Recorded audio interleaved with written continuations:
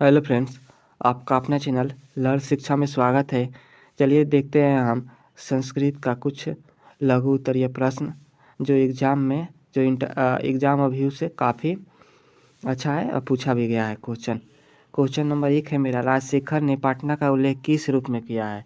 तो देख लेंगे, जो राजशेखर है वो पटना का उल्लेख किस रूप में किया है, पढ़कर बता दे रहे हैं हम। राजशेखर ने अपने ग्रंथ काव्यमीमांसा में पटना के बारे में लिखा है। यहाँ से आपका ऑब्जेक्टिव बनेगा काव्यमीमांसा। एक मिनट।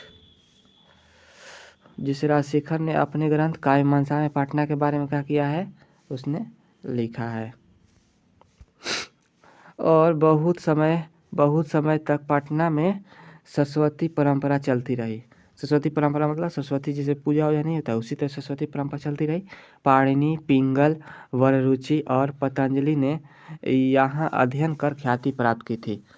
इतना आसान क्वेश्चन है, आसानी से बन जाएगा मेरा। चलिए अगला क्वेश्चन देखते हैं, 2 नंबर। प्राचीन संस्कृत ग्रंथों में वर्णित पटना के विभिन्न नामों का उल्लेख करें। जो प्राचीन संस्कृत ग्रंथ है उसमें वर्णित जो पटना का नाम है उसको उल्लेख करें। पटना का नाम क्या क्या था। देखिए, प्राचीन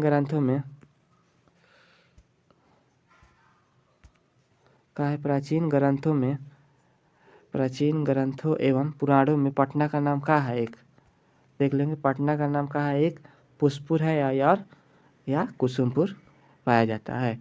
याद रखेंगे, पटना जो प्राचीन ग्रंथ है उसमें पटना का नाम कहाँ पर है। पुराणों में पटना का नाम एक का है पुष्पुर है और एक कुसुमपुर पाया जाता है। याद रखेंगे। अगला क्वेश्चन, चंद्रगुप्त मौर्य के काल में पटना की रक्षा व्यवस्था कैसी थी। जब मतलब चंद्रगुप्त मौर्य के काल में चंद्रगुप्त मौर्य के काल में यानी चंद्रगुप्त मौर्य के समय में पटना का रक्षा व्यवस्था कैसी थी।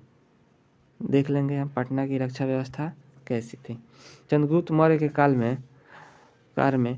में पाटलिपुत्र की रक्षा व्यवस्था अत्यंत अच्छी थी, जिसका वर्णन हमें यूनानी राजदूत मेगास्थनीक ने अपने याद में किया।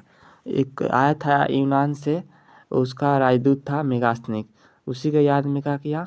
पटना के काल रक्षा व्यवस्था का हुआ बहुत अत्यंत उत्कृष्ट थी। अगला क्वेश्चन, पाटलिपुत्र के संबंध में भगवान बुद्ध ने क्या कहा है। पाटलिपुत्र के संबंध में भगवान बुद्ध ने क्या कहा है, इसको देखते हैं।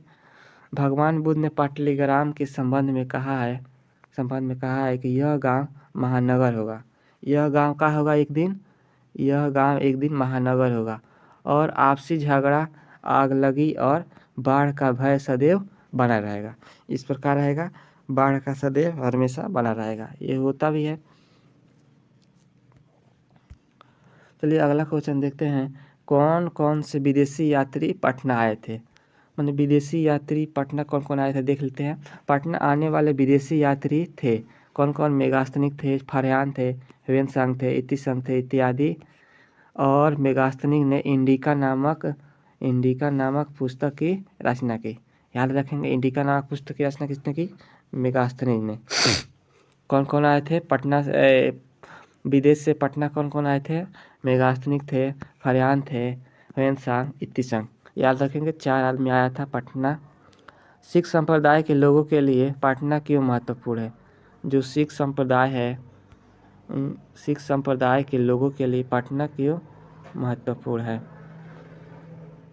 ठीक है, देखते हैं हम। सिख संप्रदाय के लोगों के लिए पटना इसलिए प्रसिद्ध है कि सिख संप्रदाय के 10वें गुरु गोविंद सिंह का जन्म पटना में हुआ था। गुरु गोविंद सिंह का 10वें गुरु। याद रखेंगे, सिख संप्रदाय के 10वें गुरु कौन है, गुरु गोविंद सिंह।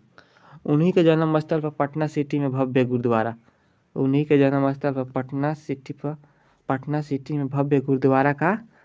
गुरुद्वारा बना हुआ है। ठीक है, यहाँ देश विदेश के लोग इस पुण्य भूमि पर दर्शन के लिए आते हैं। देश विदेश के लोग क्या करते हैं, यहाँ पे दर्शन के लिए आते हैं। इसलिए सिख संप्रदाय के लोगों के लिए पटना का है महत्वपूर्ण है। चलिए अगला क्वेश्चन देखते हैं, पटना का नाम पाटलिपुत्र कैसे पड़ा। पटना का नाम पाटलिपुत्र कैसे पड़ा?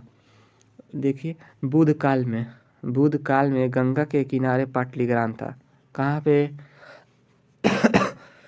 कहाँ पे पाटलीग्राम था? गंगा के किनारे। एक बार भगवान बुद्ध उस गांव में आए थे। भगवान बुद्ध क्या किए थे? उस गांव में आए थे। पाटलीग्राम जो गांव था वहाँ पे आए थे और उन्होंने कहा था कि यह गांव भविष्य में महानगर होगा।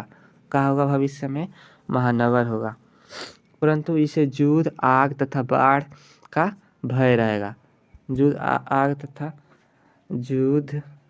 आग तथा बाढ़ से भय रहेगा। कालांतर में यही गाँव पाटलीग्राम कहलाया। ठीक है, अगला क्वेश्चन, पाटलिपुत्र को शिक्षा का केंद्र क्यों कहा गया है? देख लेते हैं शिक्षा का केंद्र क्यों कहा गया है। पाटलिपुत्र को शिक्षा का केंद्र क्यों कहा गया है, क्वेश्चन है मेरा। प्रस्तुत पाठ के अनुसार दामोदर गुप्त नामक कवि का कथन है कि यहाँ सरस्वती के वंशज रहते थे। कहाँ पे? सरस्वती के वंशज रहते थे, जिसमें राजशेखर ने काव्यमीमांसा काव्य में लिखा है। कहाँ पे इसका चित्रण है? काव्यमीमांसा काव्य में किसने लिखा है? राजशेखर ने। शिक्षा का जब बात है, शिक्षा का केंद्र पे, तो कौन सा? राजशेखर ने काव्यमीमांसा काव्य में इसको लिखा है। अगला आगे देखते हैं हम। पाणिनि, पिंगल व रुचि महान विद्वानों की शिक्षा यहीं से प्राप्त हुआ था। जो पाणिनि थे, पिंगल थे व रुचि थे। पाणिनि कौन थे मेरे? महर्षि पाणिनि। उनको क्या? संस्कृत व्याकरण के जन्मदाता थी पाणिनि। और पिंगल व रुचि उसी तरह वो भी थे। महान विद्वानों की शिक्षा यहीं से प्राप्त हुआ है। इससे ज्ञात होता है कि पाटलिपुत्र शिक्षा का एक महान केंद्र था। ठीक है, यहाँ से आपका 2 मार्क्स या 6 मार्क्स या 2 या 3 क्वेश्चन मतलब एग्जाम में यहाँ से रहेगा, या 2 क्वेश्चन। ठीक है, चलिए, थैंक यू।